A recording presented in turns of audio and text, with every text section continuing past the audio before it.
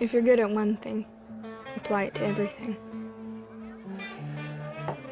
You can turn anything into an art form.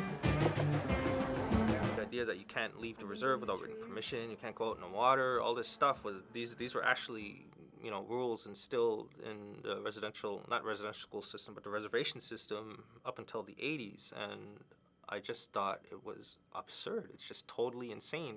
And I don't think Canadians, Americans, whoever living today realized how stringent those parameters were for Native people at the time. And I think it was a sweet spot in that the 70s were kind of on the tail end of the 60s, and you have all this kind of social protest and social change, and I think it started to trickle down to Native people. And it seemed to me that would have been the time there would have been a person, in this case Ayla in the film, that got fed up and started kind of taking a stance against the residential schools and the kind of totalitarian dictatorship that they inflicted upon the communities of these Native people. I think every Native person from across the world, every Indigenous person kind of has that character Ayla within them because of our history.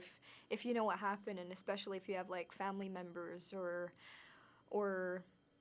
family friends who were directly affected by residential school or different things like that, you understand what they went through, and there's that intergenerational trauma there that brings forth kind of like an anger and a hurt that is always there. But I think through films like this, where we're taking control of our own voice, that kind of alleviates it, and it's starting to help heal the past trauma that Indigenous people have gone through within North America.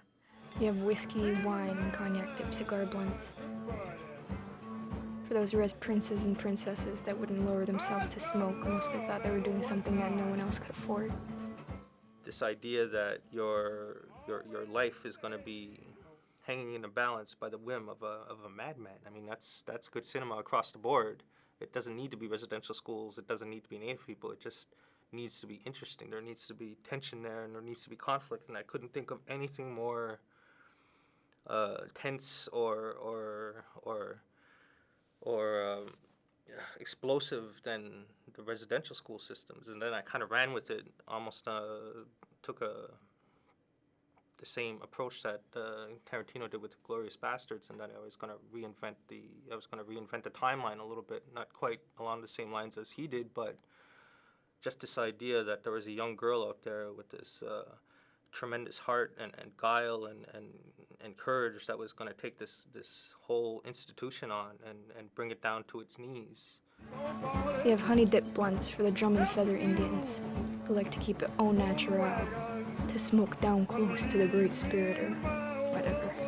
We're not stoic Indians who howl, we're not necessarily spiritual. I mean, there are specific circumstances where we do have like medicine men who are closer to the earth and spirituality and whatnot, but that's the exception. That's not the majority, which has been portrayed in the media for the past 100 years. So instead of having the noble stoic Indian and kind of a disconnect from what we really are as modern people, this shows modern history, but it also shows Indigenous people as real human beings who have complex lives and who have all of their issues, and they don't necessarily have to be spiritual in any way. I always said if I was going to do a residential school movie, it's going to be a comedy. And just to have that kind of black humor in the film, I think gives you an idea of the strength behind Native people in general, because I think that's one of the things that helped First Nations people in Canada cope along with the U.S. is just being able to laugh and being able to kind of look at horrible things and laugh and go through horrible things and laugh, because I don't think a people survive unless they can laugh. And then you have broken resurrects who want nothing more than to get fucked up for bottom dollar.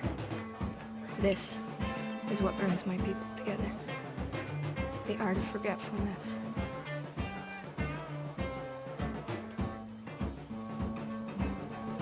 Day and